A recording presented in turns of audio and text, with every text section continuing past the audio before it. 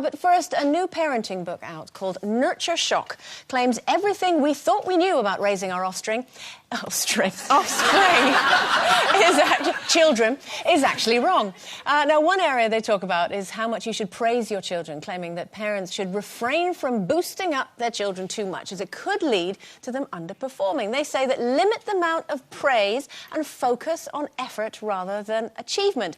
Do not praise innate gifts, say, like, you know, they're really good at singing or dancing or something like that.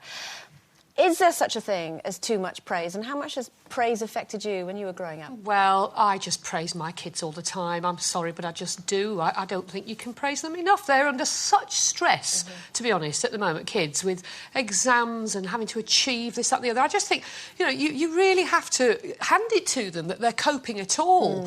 And I do think the things that we learn as kids affect us in later life. I mean, in my childhood, for instance, there wasn't so much praise. It wasn't the tradition then. You know, my parents weren't praised, and so, you know, they didn't praise us all that much. They never, for instance, said, oh, you've got a fantastic voice, you must go and be an opera singer. That was just something I passionately had to do. But when you did become an opera singer, did they come and see you? Do they come and see you and go, you're a fantastic opera singer, which you are? Do they do that now? Not really. They come and see me, but they're very careful to keep the praise, you know, pretty low-key, because they don't want my two sisters to feel that they don't equally value what they've done with their lives. And I think my sisters are amazing, and we're equally successful. But I do worry. My dad, when I was a kid, for instance, he always had this idea, and I'm bless him for it, because he just wanted us to keep striving to be better. But he'd always want us to do the next better thing. He'd always say, yes, that's good, but you could try and you could do it better. And that's affected me quite badly, if I'm absolutely honest. I know he meant it well. It was best you strive for praise a lot of the time. Well, I just never feel I'm good enough. I never feel anything I do is good enough, really. I'm sorry, but, if I see myself... So do you... I'm going to cry now, stop it! Do you try and overcompensate because of that with your own children? Yes, I'm sure I do. I'm sure I always say to them, if you've, it's the old thing, if you've done your very best, then that to me is perfect. It's the best you can do. It's perfect. That's definitely our motto, if that's the word, at home. That it doesn't matter if you come bottom of the class. Hopefully you won't, but if you don't, as long as you've given it your best shot. And I think I agree. With you that I don't think you can praise enough. Not false praise. I mean, I'm not going to, but did you get loads of praise as a kid? I think I got enough praise. I mean, I got praise for some things. I mean, I never got praised for my academic prowess, I could say.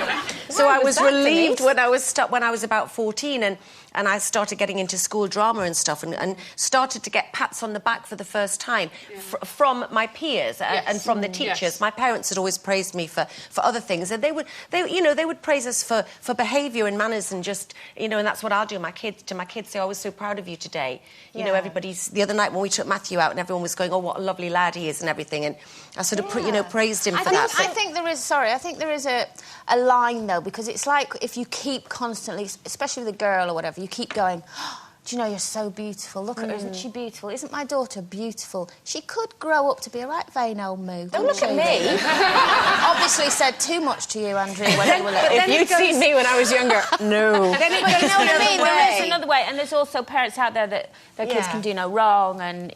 and the kids can become really overconfident and then full of themselves, and then I want to pull them down a peg or two. You have to praise what's real, don't you? You have to praise what's honestly. And if they get too big-headed about something, I always have to remind my kids that, you're really good at that, but can I just tell you, there will be 10 other people so much better than you. So, did I tell you about that woman at that nursery just very quickly? You're never going to be the best at everything.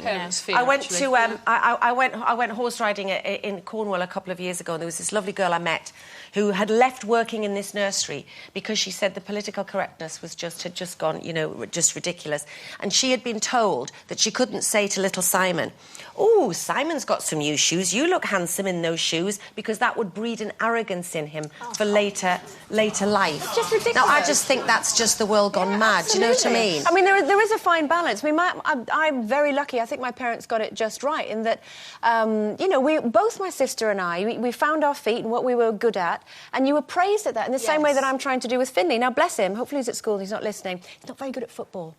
So we tried that, and we're like, yay! I will laugh if he's off sick today. I know. I hope not. You've ruined his life. But we found he's good at swimming. So now when he comes back, we say, oh, teacher says you're doing really well and, you know, good for you and it looks like you're really coming on. You know, you boost them up that way. But at the same time, he forgot his homework yesterday, so we got a real telling off. And so you sort of balance it that way. It's really interesting. Claudia Winkleman was talking in She magazine this month, and she's talking about that she was adored, obviously, by her mummy, Pollard. And, you know, basically, she'd get a massive round of applause for making a wonderful omelette, and it made her feel that she could go out and sort of conquer the world. So there is that sort of fine line there, really. Don't overpraise too much, so the right little magic. We were talking earlier and just explaining to Lesley that Claudia Winkleman was Eve Pollard's daughter, and we saw this confusion in her face. She thought that she was Sue Pollard's daughter. It was a very funny moment. Oh! Go on.